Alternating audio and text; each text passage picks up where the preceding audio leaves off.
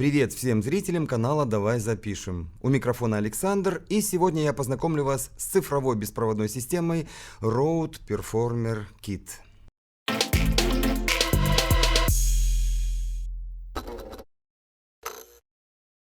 Для начала маленькое предисловие. Говорить о популярности радиосистем, наверное, абсолютно не стоит.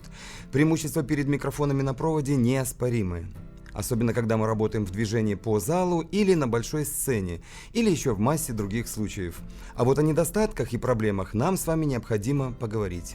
И первая и самая страшная проблема – это то, что сейчас на разрешенных частотах для радиосистем 470-638 МГц и 650-758 МГц уютно и законно стало располагаться коммерческое цифровое телевидение.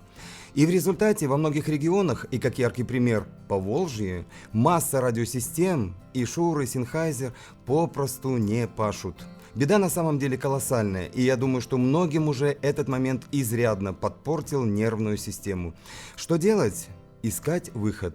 Благо, что он есть. Либо покупаем системы с большой кучей каналов, либо переходим в цифровой диапазон частот. Итак, возвращаемся к нашему Rode Performer Kit, представителю цифровых беспроводных, и знакомимся ближе. Комплектуется система следующим образом. Приемник RX Desk, микрофон TX-M2, аккумуляторная батарея, чехол на молнии, блок питания с различными адаптерами, кабель micro-USB для возможности обновляться и заряжаться и держатель к микрофонной стойке.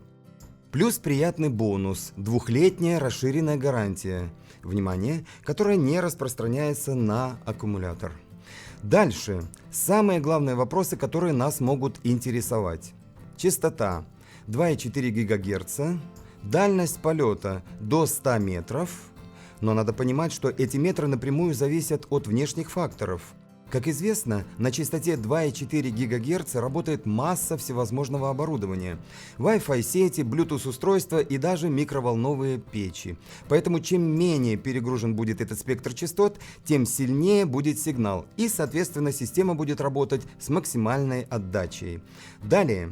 Микрофон конденсаторный, направленность суперкардиоида, частотный диапазон 35-20 тысяч Гц, динамический 118 дБ. Питание – аккумуляторная батарея из комплекта или две батарейки типа 2А. Время работы до 10 часов от аккумулятора, до 6 часов от батареек. Ну и, наконец, сколько подобных систем могут работать одновременно? Ответ – 8. Ну а теперь давайте подробнее узнаем об управлении и возможностях.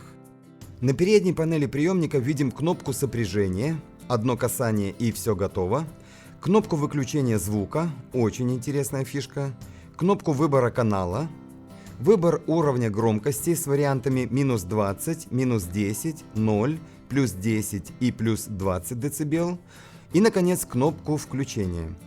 Теперь информация, которую нам показывает дисплей.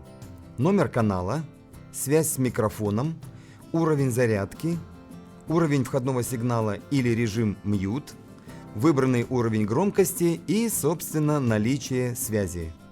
Что у приемника есть сзади? Балансный XLR и небалансный джек-разъемы, переключатель микрофон-линия, USB для, как я уже говорил, обновления прошивки и разъем питания. Теперь о том, что видим на передатчике. Кнопка включения с индикатором, переключатель mute, контакты подзарядки. Стоп! Этот момент перспективный. Мы звонили в Австралию, и нам рассказали, что сейчас разрабатывается зарядная система для этого микрофона. И эти контакты здесь находятся не просто так. Дальше. Кнопка сопряжения, гнездо micro-USB для подзарядки аккумулятора и дисплей. Осталось, пожалуй, самое главное – услышать, как он звучит. Немедленно подключаюсь и пою.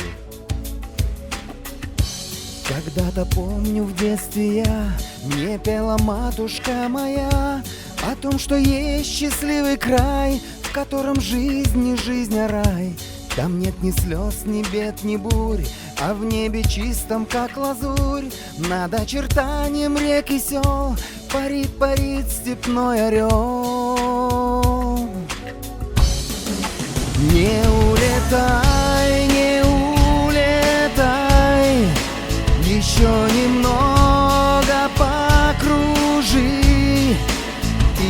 чудесный, дивный край. Ты мне дорогу покажи, и хоть он очень далеко, ты долетишь туда легко, преодолеешь путь любой. Прошу, возьми меня с собой, возьми меня с собой. Ну что, товарищи, роуд есть роуд. На мой взгляд, тех денег, которые за него просят, он стоит, учитывая его звучание и беспроблемную в части телерадиопомех работу. Да, еще раз нужно напомнить про то, что самый сильный и чистый сигнал будет обеспечен при отсутствии устройств поблизости, работающих на 2,4 ГГц, а также при том, что между приемником и передатчиком будет открытая зона видимости. Друзья, на этом все. Как всегда, надеемся, что видео кому-то будет полезным. Мы делаем наши обзоры не ради рекламы своего товара, а только для того, чтобы вы имели представление о том или ином оборудовании. Что и где покупать – это ваше личное право. Спасибо, что смотрите нас. До встречи. Гнездо микро-USB для подзарядки аккумулятора и дисплей. Не надо мне тыкать пальцами там своими никакими. Давай. 4 гигабит, 4... Какая пылища полетела. Я только сказал П и пылища такая. Во. Это то, что сейчас на разрешенных частотах для